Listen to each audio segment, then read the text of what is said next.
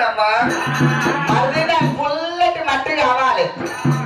వదినమ్మా ఎన్నో పనులు ఉన్నా గానీ పుల్లటి మన్ను మీద నీకు మనసు కలిగిందా? మన్నెంత మన్ను విషాసం ఎంత వదినమ్మా? మన్ను తెస్తా నీకు అన్నాడు. 12 లక్షల నడు సైన్యాన్ని ఎప్పటి పెట్టుకొని 8,000 ఎత్తిపోతున్నారా? 8,000 ఎత్తిపోతున్నారా?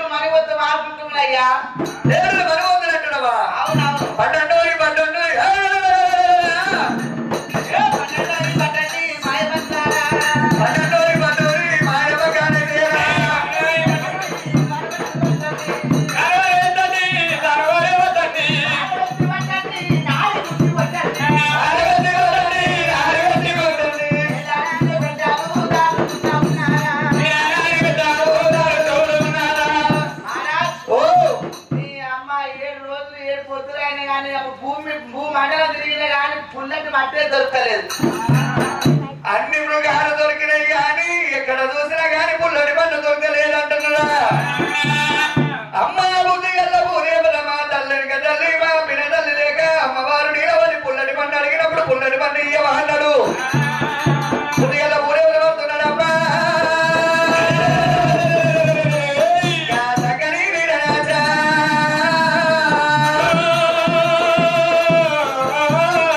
ఆడవాళ్ళు వేసి సాపు దుట్టినట్టు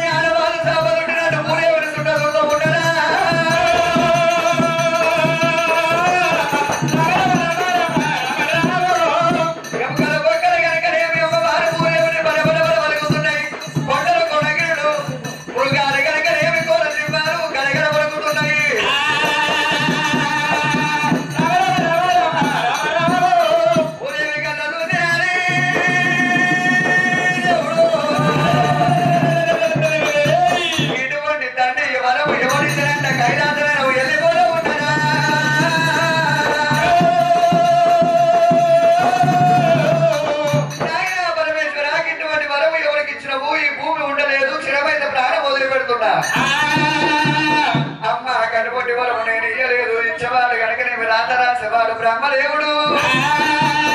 బ్రహ్మదేవుడి దగ్గరికి వెళ్ళిపోమన్నప్పుడు సత్యలోకం పోయింది. సత్యలోకం పోయినప్పుడు బ్రహ్మదేవుడు నేను వరం ఇయ్యలేదు అంటున్నాడు. వైకుంఠం నాది దేవుడు. నమో నారాయణాయ నమో నారాయణాయ పుణ్య పురుషోత్తమ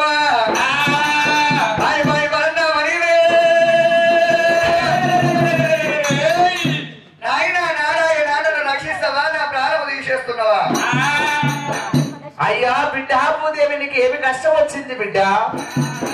ఎవడో వీరనాచుడంట పుల్లటి మన్ను కోసము ఎముకలు బొక్కలు కనుకనేవి భూమి దుట్టిన కనుకనేవి సుట్ట దుడుతున్నాడు నన్ను. ఎంత మాట ఎవడు వాడు ఒకవేళ భూదేవుడి బట్టి చుట్టుతున్నాడా 12 లక్షల పరగజాలములు 3 లక్షల మురుగజాలములు అల్లా కల్లోలమవుతున్నాయి ఆయన.